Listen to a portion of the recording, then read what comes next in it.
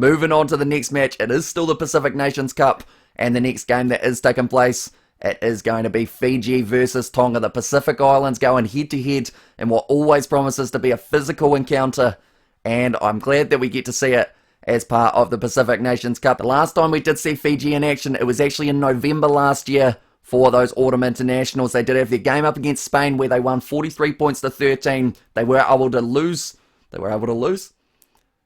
They did end up losing to Wales by 15 points, 38 points to 23, and then they had a 15-all draw up against Georgia, which was a very impressive performance from the Georgians there. Fiji started that match extremely well, but unfortunately just not quite able to finish it off. So I will say that because of how much rugby we've seen from some of these Fijian players in Super Rugby Pacific, they will be a lot better fitness-wise than they would have been going into those November international matches, because at the end of the day, the only players who were really getting a huge amount of running around were those guys who were playing overseas in the top 14 Gallagher Premiership and all of those competitions. But looking through at their side for Fiji, they've got a strong lineup, a few debuts. We will be hearing that said quite a few times throughout these videos, but I have highlighted 3 Fijian players that I feel will be able to do well throughout this fixture. The first of which is a man who had a bit of a 50-50 season for the Fijian draw at times. It is Frank Lamani. He'd go from having a very good game, being everywhere on the park, to then having quite a silent one and also getting himself,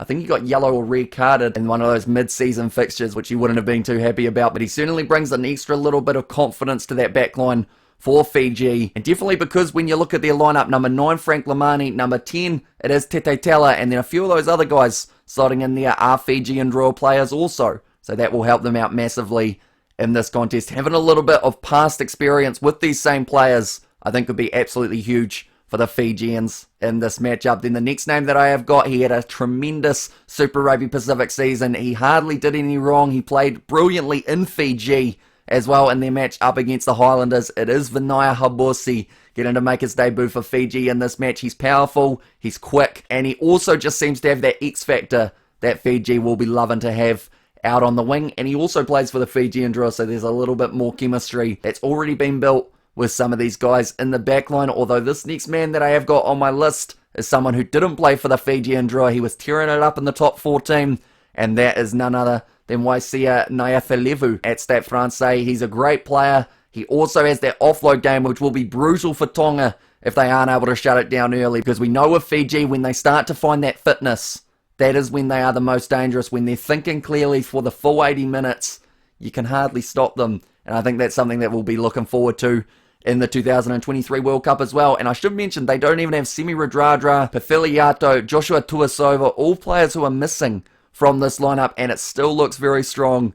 And that is why Fiji, I think, have a decent crack in this match up against the Tongans. But the Tongans, they have got a game coming up in their own right for that Rugby World Cup. They have a World Cup qualifying match that is coming up, and they'll be looking to add themselves into the Rugby World Cup. But Tonga, they've got a huge amount of international returns coming back for them, whether it's going to be Israel Folau, Charles Piatel, also getting thrown in there, Malakai Fekatoa, which will be great to see them all in the back line. But it's that question of how quickly will they be able to adjust into the Tongan side, because yes, they're all X-Factor players, but it's whether or not Tonga can get themselves a huge amount of opportunities up against Fiji here. But their last game was actually in November, and they are currently on a 4-match losing streak for Tonga. Their last one came up against the Cook Islands, which actually got them to where they are today with the Rugby World Cup qualifier coming up later on in the month. But the key players that I've gone with for them, I easily could have gone with those 3 big names that I mentioned, Fekatoa, Folau, and Piatel. Instead, I did take one of those guys out, and rather than him, I've put in Solomoni Funaki. Played well for Moana Pacifica. He's a big man in that 4-back, and at number 7, I think he should be able to cause some carnage in those breakdowns and try and maybe lure Fiji into giving away a couple penalties. I know that Fiji's discipline throughout the Super Rugby competition was pretty solid, but it's whether or not he can get under their skin enough to try and make them possibly make a couple other mistakes. Israel Folau is my next name, returning to international rugby, but he was playing for Australia the last time we saw him in an international kit, and he is going to be excited to be given, I guess, this kind of second opportunity at international level. He'll be excited. Whether or not there are a whole heap of nerves, I don't think there will be, because he's been playing in Japan, been looking very solid in that process, and under the high ball, you don't get too many better than Israel Folau, so that is why he is another player that I've got to look out for. And then the last name that I've got on my list is Charles Piutau. He plays for the Bristol Bears throughout the Gallagher Premiership, and yes, they didn't have the best season, but if you look at some of those games, he is one of those players who were trying to turn it around. It just didn't quite go the Bears' way, but he is one who will certainly be able to beat defenders, make meters, and really cause some big problems for the Fijians throughout this exciting fixture. But now we're up to that point now I try and predict who will be able to win this matchup. And for me, I think even though Tonga have got those extra players in stock, they have come back into their side, I think Fiji, they'll just have a little bit more chemistry, they'll have more time on the ball, they'll be able to find those offloads early on in the contest and try and wear down Tonga a little bit, who may not quite have that same fitness level as the Fijian players. So for that reason, I am going to say that Fiji are the side who are able to get themselves the win.